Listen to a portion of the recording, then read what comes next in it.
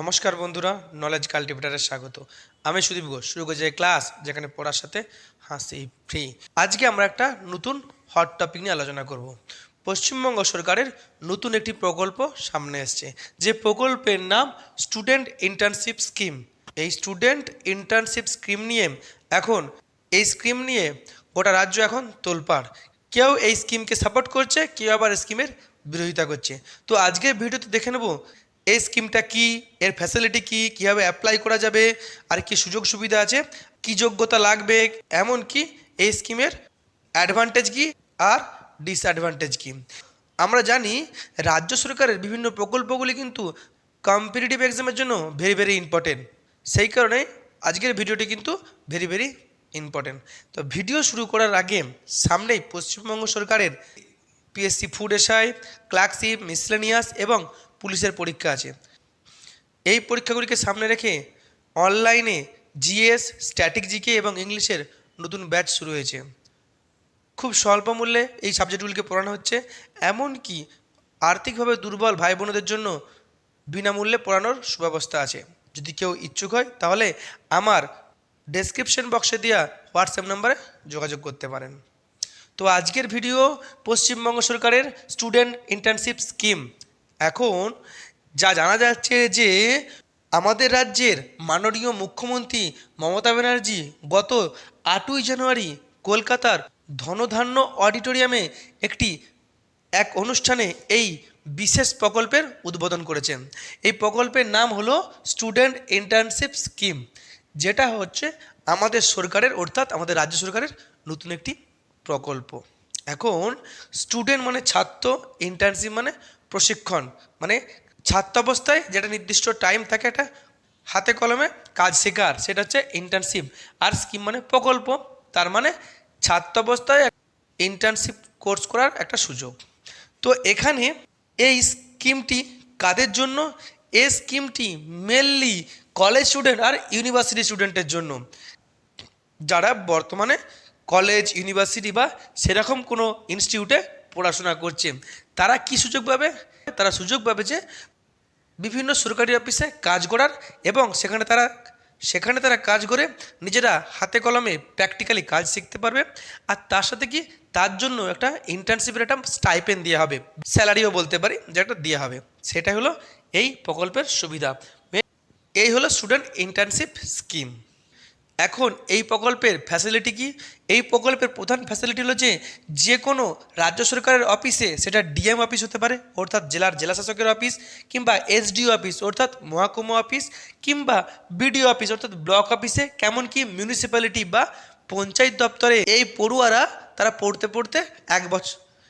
পড়তে কাজ করতে পারবে বা কাজ শিখতে পারবে। আর এর জন্য এদেরকে কত টাকা স্টাইপেন্ড বা স্যালারি দেওয়া হবে?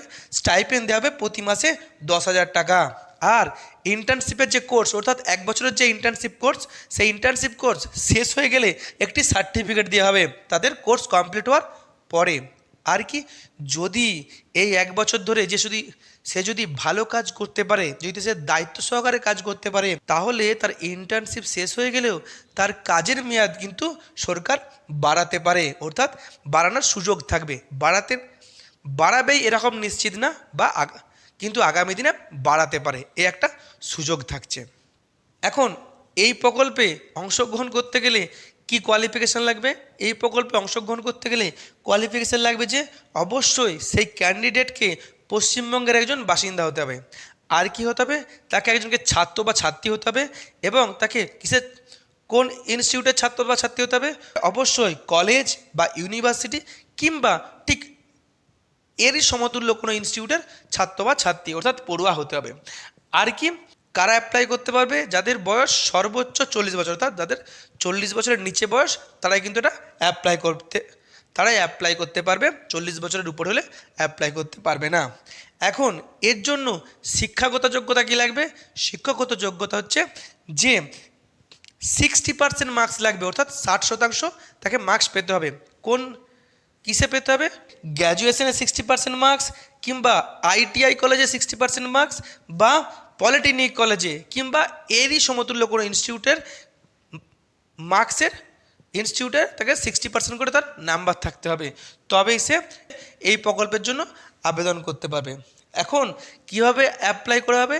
অ্যাপ্লাই করা হবে অনলাইনে, ফর্ম ফিল আপ করা হবে। আর সেই ফর্ম ফিল আপের ডেট কবে থেকে শুরু হবে? আগামী কয়েকদিনের মধ্যে কিন্তু এই ফর্ম ফিল আপের ডেট শুরু হবে, যা সরকার জানিয়ে দেবে। কোন সাইটে জানতে পারবো আমরা? আমরা জানতে পারবো পশ্চিমবঙ্গ সরকারের বাংলার উচ্চশিক্ষা .wb.gov.in এই সাইটে আমরা জানতে পারবো। এই সাইটের লিঙ্ক আমি আমার ডেসক্রিপশন বক্সে দিয়ে দেব। আর মোট কতটি সিট আছে এই প্রকল্পে বা কতজনকে নিয়োগ করা হবে? পাইলট প্রজেক্ট হিসাবে প্রথমে 2500 স্টুডেন্টকে নিয়োগ করা হবে। তবে যদি দেখা যায় যে প্রকল্প ঠিকঠাক চলছে, তাহলে আগামী দিনে কিন্তু এর সিট সংখ্যা সময় সময় বাড়ানো হবে বলে মাননীয় মুখ্যমন্ত্রী বলেছেন। এখন এই যে প্রকল্প, যেই প্রকল্প নিয়ে গোটা রাজ্য জুড়ে তোলপাড় চলছে, তাহলে সেই প্রকল্পের অ্যাডভান্টেজ কী আর ডিসঅ্যাডভান্টেজ কী? প্রথমেই অ্যাডভান্টেজ হলো যে প্রথমে স্টুডেন্টরা income at the time of course, অর্থাৎ পড়ুয়ারা যাদের সমস্যা হয় যে যখন তাদের বয়স বাড়তে থাকে তখন তারা বাড়ি থেকে টাকা চাইতে পারে না, কিন্তু তাদের অন্য আয়ের সুযোগ থাকে না। সাধারণত তাই কী করতে হয়? টিউশন পড়াতে হয় বা অন্য কোনো পার্ট টাইম কাজ করতে হয়। এখানে তারা পড়তে পড়তে যেহেতু কাজ করতে পারবে, তাহলে তারা পড়ার সময় নিজের একটা ইনকাম করতে পারবে, যে ইনকাম দিয়ে নিজেদের পড়াশোনার খরচ চালাতে পারে, আবার বা অন্যভাবে তারা ব্যবহার করতে পারবে। আর কি? To learn office work practically. সাধারণত আমাদের এখানে যে পড়াশোনা কোর্সগুলো করানো হয়, কিছু কিছু প্রফেশনাল কোর্সে ইন্টার্নশিপ থাকে, ইঞ্জিনিয়ারিং, ম্যানেজমেন্ট, নার্সিং এসব জায়গাতে ইন্টার্নশিপ থাকে, কিন্তু আমাদের জেনারেল লাইনে অনার্স কোর্সে বা জেনারেল কোর্সে কোনো ইন্টার্নশিপ থাকে না, তাই আমরা কাজ শেখার সুযোগ পাই না। এখানে কিন্তু যেহেতু আমরা সরকারি অফিসে কাজ করব, তাই প্র্যাকটিক্যালি আমরা কাজ, হাতে কলমে কাজ শেখার সুযোগ পাবো। নেক্সট হচ্ছে যে বলা হয়েছে যে 1 বছরের যে ইন্টার্নশিপের কোর্স শেষ হলে আমাদেরকে একটি সার্টিফিকেট দেওয়া হবে, আর এই সার্টিফিকেটটা কিন্তু আমাদের খুব কাজে লাগবে পরবর্তী ক্ষেত্রে। কোনো সরকারি বা বেসরকারি কাজের ক্ষেত্রে আমরা এই সার্টিফিকেটটাকে কাজে লাগাতে পারি, সেখানে আমাদের কী হবে? বেসরকারি ক্ষেত্রে আমরা সহজে কাজ পেতে পারি, এমনকি সরকারি ক্ষেত্রে আমরা কিন্তু এক্সপিরিয়েন্স দেখাতে পারি যে আমাদের একটা সার্টিফিকেট আছে।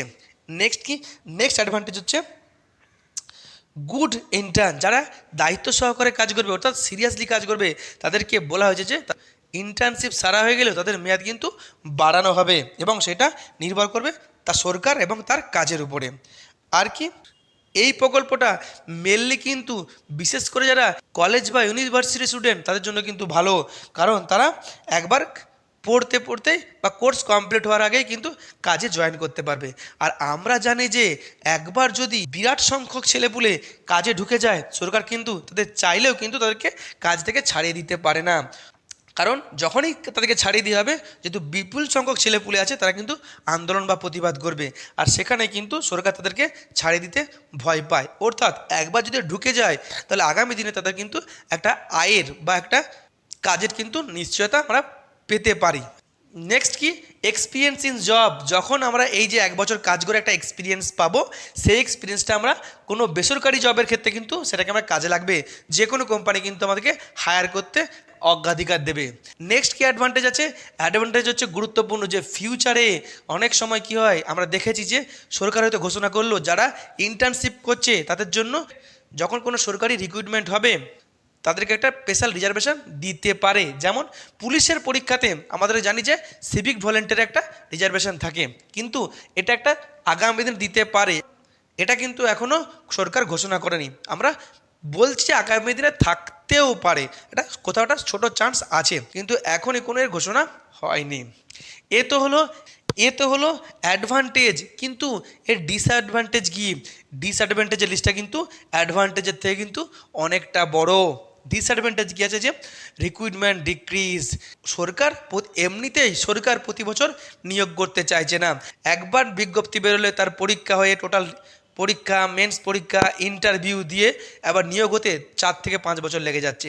কিন্তু যখনই এরকম ইন্টার্নশিপ দিয়ে সরকার কাজ করানোর সুযোগ পেয়ে যাবে, তখন কিন্তু সরকার রিক্রুটমেন্ট করতে চাইবে না। কেন রিক্রুটমেন্ট করতে চাইবে? কারণ সে দেখতে পাচ্ছে যে আমার তো কাজ তো আমার তো কাজ তো হয়েই যাচ্ছে, তাহলে কেন আমি ফালতু ফালতু এই রিক্রুটমেন্ট করতে যাব। যেমনটা কি হয়েছে আর্মিতে, কেন্দ্র সরকার আর্মিতে অগ্নিবীর নিয়োগ করেছে ঠিক একই ইন্টার্নশিপের মতো, আর তার ফলে কিন্তু আর্মি রিক্রুটমেন্ট কিন্তু অনেকটাই কমে গেছে। কয়েক বছর আগে যদি আমরা ফিরে তাকাতাম, দেখতাম যে আমাদের বাংলা জুড়ে বিভিন্ন জায়গায় কিন্তু আর্মি রিক্রুটমেন্টের র্যালি হতো, সে ব্যারাকপুর হোক, বাঁকুড়া হোক, বর্ধমান হোক, যে কোনো জায়গায়। কিন্তু লাস্ট কয়েক বছরে আর্মি র্যালি কিন্তু ব্যাপক কমে গেছে। তার একটা এফেক্ট হচ্ছে এই অগ্নিবীর নিয়োগ। আর কি, ভ্যাকেন্সির নাম্বার কমে যাবে। এক তো রিক্রুটমেন্টের সুযোগ কম হবে, আর যদিও সরকার রিক্রুটমেন্ট নোটিশ বের করে, সেখানে কিন্তু সিট সংখ্যা কিন্তু অনেকটাই কমে যাবে। কারণ সরকারের অতটা নেওয়ার দরকার পড়বে না, কারণ তারা ইন্টার্নশিপ দিয়ে কাজ চালিয়ে যাবে। যেটা দেখা গেছে কলেজে কলেজে কন্ট্রাকচুয়াল যে টিচার নিয়োগ করা হয়েছে, অর্থাৎ স্যাক্ট নিয়োগ হওয়ার পর বিপুল পরিমাণে কিন্তু কলেজের সিট কিন্তু ভর্তি হয়ে গেছে।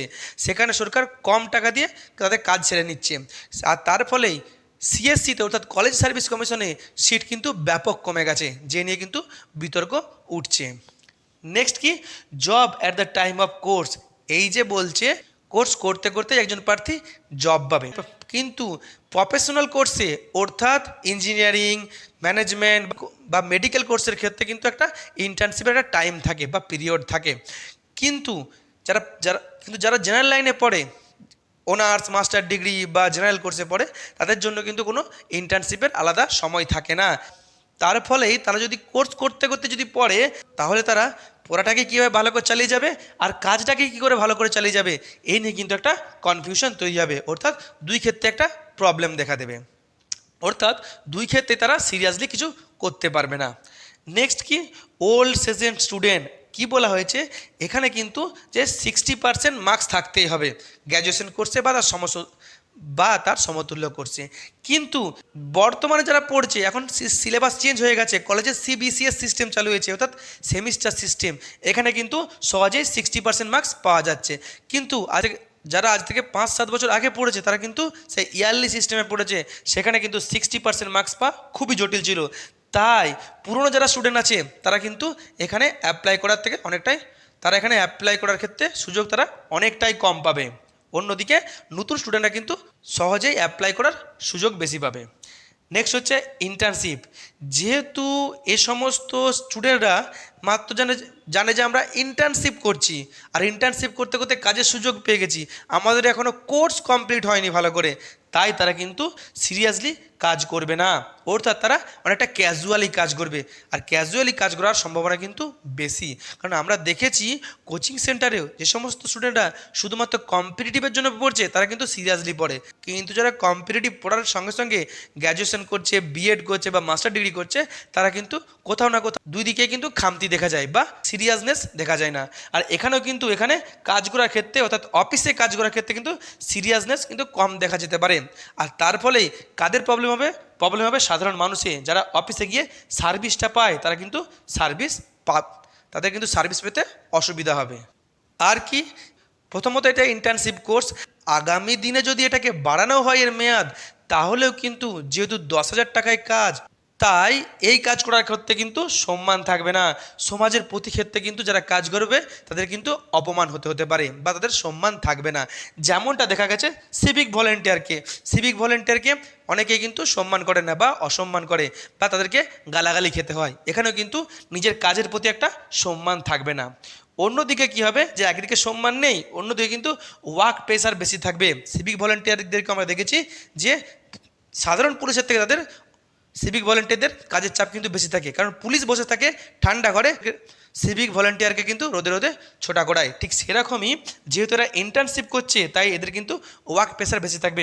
অন্যদিকে ওই একই অফিসের যারা পার্মানেন্ট স্টাফ, তারা কিন্তু তার সুযোগ নেবে বা ফায়দা নেবে, বলবে ওরা খাটুক, আমরা বসে থাকি। তার ফলে কিন্তু এই ইন্টার্নশিপ যারা কোর্স করছে, তাদের কিন্তু একটা কাজের চাপ থাকবে, আর অন্যদিকে পার্মানেন্ট যারা এমপ্লয়ি, তারা কিন্তু দায় অনেকটা তাদের উপর ছেড়ে দোষ ঘাট থেকে নামিয়ে ফেলবে। অন্যদিকে রিক্রুটমেন্ট টাইম, যখন প্রথমেই 2,500 জনকে ইন্টার্নশিপের জন্য নিয়োগ করা হবে বা আগামী দিনে তার সংখ্যা আরও বাড়বে, তখন কী হবে, দেখা যাবে যে রিক্রুটমেন্টের ক্ষেত্রেও কিন্তু একটা দুর্নীতি দেখা দেবে। সাধারণত এইসব নিয়োগের ক্ষেত্রে ঘুষের বা টাকা পয়সার কিন্তু একটা ব্যাপক খেলা চলে। আর কি চলে, বিশেষ করে সরকারের শাসক দলের যারা পার্টি ক্যাডার, তাদের কিন্তু এখানে নিয়োগ করার চান্স কিন্তু বেশি থাকে। যেমনটা দেখা গেছে সিভিক ভলেন্টিয়ার নিয়োগের ক্ষেত্রে হয়তো পার্টি ইনভলভমেন্ট বা ঘুষ নেই, তাহলেও কিন্তু একটা নেপোটিজম থাকবে, যেটা ব্যাপকভাবে দেখা গেছে কলেজের স্যাক্ট নিয়োগের ক্ষেত্রে দেখা গেছে যে সমস্ত টিচারের প্রিয় ছাত্রছাত্রীরা তারা ছিল, তারা কিন্তু বেশি সুযোগ পেয়েছে নিয়োগের ক্ষেত্রে। এমনকি যারা দীর্ঘদিন পার্ট টাইম করেনি বা গেস্ট লেকচারার ছিল না, 1 মাস 2 মাস আগে যাদের নিয়োগ করা হয়েছে বা যারা জয়েন করেছে তাদেরকেও পার্মানেন্ট করে দেওয়া হয়েছে। এমন খবরও আছে যে কিছু কিছু কলেজ প্রফেসররা বা প্রিন্সিপালরা জানতো যে গেস্ট লেকচারার বা পার্ট টাইমার অর্থাৎ স্যাক্টকে পার্মানেন্ট করা হবে, তার জন্য তারা নিজেরা জেনে বুঝে নিজেদের প্রিয় পাত্রদেরকে নিয়োগ করে দিয়েছে। এখানে কিন্তু একটা স্যাক্টে কিন্তু একটা ব্যাপক নেপোটিজম চলেছে। আর এখানেও সেম, এই ইন্টার্নশিপে নিয়োগের ক্ষেত্রেও কিন্তু একটা নেপোটিজম থাকার সম্ভাবনা থাকছে। লোকাল বডি ইলেকশন অর্থাৎ যখন পঞ্চায়েত মিউনিসিপ্যালিটি ইলেকশন হবে, সেখানে কিন্তু এদেরকে সরকার কাজ করাবে, কারণ সরকার জানে এরা আছে আমাদের লোক। যেমনটা আমরা দেখি যে সিভিক ভলেন্টিয়ারকে এখানে কাজ করানো হয়। তো এখানে কিন্তু সরকারের একটা বা রুলিং পার্টির একটা কিন্তু ফায়দা থাকবে, রাজনৈতিক ফায়দা থাকবে। নেক্সট কি গভর্নমেন্টের কি সুবিধা হবে? গভর্নমেন্ট কম স্যালারি দিয়ে এই ইন্টার্নশিপদেরকে বেশি বেশি কাজ করিয়ে নেবে। অর্থাৎ একজন যদি সামান্য গ্রুপ ডি চাকরি দেওয়া হয় তাহলে তাকে মিনিমাম 25-30 হাজার টাকা বেতন দিতে হবে, সেখানে 10,000 টাকা বেতন দিয়ে বেশি বেশি কাজ তাদেরকে করে নিয়ে হবে। অর্থাৎ সরকারের কিন্তু এখানে ব্যাপক সুবিধা হবে। এই তো গেল সুবিধা আর অসুবিধা। এখানে কিন্তু সুবিধার থেকে অসুবিধার বা ডিসঅ্যাডভান্টেজের লিস্ট কিন্তু অনেকটাই বেশি, আরও অনেক ডিসঅ্যাডভান্টেজ আছে। যতই ডিসঅ্যাডভান্টেজ থাকুক, যেহেতু একটা কাজের সুযোগ, তাহলে কিন্তু এখানে প্রথমে অনেকে বিরোধিতা করবে। যেমনটা হয়েছিল অগ্নিবীরে, বিহারে ব্যাপক বিরোধিতা হয়েছিল, পরে কিন্তু অনেক ছেলেপুলে কিন্তু অগ্নিবীরে জয়েন করেছে। ঠিক সেরকমই এর বিরোধিতা করলেও এই ইন্টার্নশিপ কোর্সে কিন্তু অনেকেই জয়েন করবে বা অনেকেই অ্যাপ্লাই করবে। তার কারণ হচ্ছে যেহেতু রাজ্যে বা দেশে ব্যাপক বেকারত্ব, কাজের কোনো সুযোগ নেই, সেখানে 10,000 টাকা তো 10,000 টাকা, তবু তো সরকারের আন্ডারে কাজ করতে পারবো, কিংবা আগামী দিনে মেয়াদ বৃদ্ধির চান্স থাকবে। এমনকি যদি এটা ঝুঁকতে পারি সিভিক ভলেন্টিয়ারের মতো, কিন্তু ছেলেপুলের সহজে বিয়েও হয়ে যাবে, বিয়ে কিন্তু আটকাবে না। তাই ফলে কিন্তু পাবলিক কিন্তু যে অ্যাপ্লাই করবে না তা নয়, কিন্তু দেখবে কয়েক লক্ষ কিন্তু এখানে অ্যাপ্লাই করেছে প্রথমেই 2,500-এর জন্য। আর এটাই হবে আমাদের শিক্ষিত যোগ্য ছেলেপুলেদের জন্য একটা বিপদ। কেন? দেখা যাচ্ছে যে দেশ বা রাজ্যে ব্যাপক বেকারত্ব, সেখানে কিন্তু প্রতি বছর নিয়োগ হচ্ছে না, নিয়োগ হলেও খুব দ্রুত হচ্ছে না, কিংবা দুর্নীতির অভিযোগ উঠছে। আর তার সঙ্গে সরকার চাইছে এরকম কন্ট্রাকচুয়াল বা ইন্টার্নশিপ নিয়োগ করতে। যেমন প্রথমে হয়েছিল যে সিভিক পুলিশ অর্থাৎ সিভিক ভলেন্টিয়ার নিয়োগ করা হয়েছিল, তাদেরকে সেই স্টেজে রেখে দিয়েছে। আবার রাজ্য সরকার যেমন সিভিক পুলিশ করেছে, সেরকম কেন্দ্র সরকার করেছে সিভিক আর্মি অর্থাৎ অগ্নিবীর। ওখানে আর্মিতে নিয়োগ ব্যাপক কমে গেছে। অন্যদিকে রাজ্য সরকার আবার করেছে সিভিক প্রফেসর কোনটা? অর্থাৎ কলেজে স্যাক্ট নিয়োগ করেছে, যেখানে কলেজ সার্ভিস কমিশনে সিট ব্যাপক বা নিয়োগ ব্যাপক কমে গেছে। এরপরে সরকার কি করতে চলেছে? সিভিক অফিসার অর্থাৎ এই বিভিন্ন অফিসে কম বেতনে কন্ট্রাকচুয়াল নিয়োগ করতে চলেছে। আর যার ফলে রিক্রুটমেন্টের সিট বা সুযোগ কিন্তু ব্যাপক কমে যাচ্ছে। আর এর ফল ভোগ করতে হচ্ছে শিক্ষিত যোগ্য আমাদের দেশের যুবক যুবতীদের জন্য। অর্থাৎ এখানে বেকারত্ব কোনো একটা ইস্যুই না। এই যে ভোট আসছে, ভোটেও কিন্তু কোনো ইস্যু হচ্ছে না, কারণ ভোটের ইস্যু কিন্তু পুরো পাল্টে গেছে, ধর্মে চলে গেছে। যেখানে ধর্ম আর এদিকে ভাতা, এই ইস্যুতে ভোট হচ্ছে, সেখানে কিন্তু সাধারণ বেকার ছাত্রছাত্রীদের চোখের জলের কোনো গুরুত্বই থাকছে না। আগে যে কোনো ভোটের আগে বেকারত্ব একটা বড় ইস্যু হতো, এখন বেকারত্ব কোনো ইস্যু নয়। তার ফলে সরকার এই সমস্ত স্ট্র্যাটেজি নিয়ে এসছে, আর ঘরে ঘরে কেঁদে কেঁদে মরছে শিক্ষিত যোগ্য বেকাররা। এই হলো আজকের ভিডিও।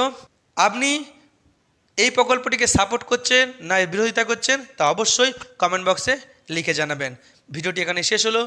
ভিডিওটি যদি ভালো লাগে তবে অবশ্যই লাইক, কমেন্ট, শেয়ার এবং চ্যানেলটি সাবস্ক্রাইব করতে ভুলবেন না। আবার দেখা হবে নতুন একটি ভিডিওতে। ততক্ষণ পড়তে থাকো, হাসতে থাকো।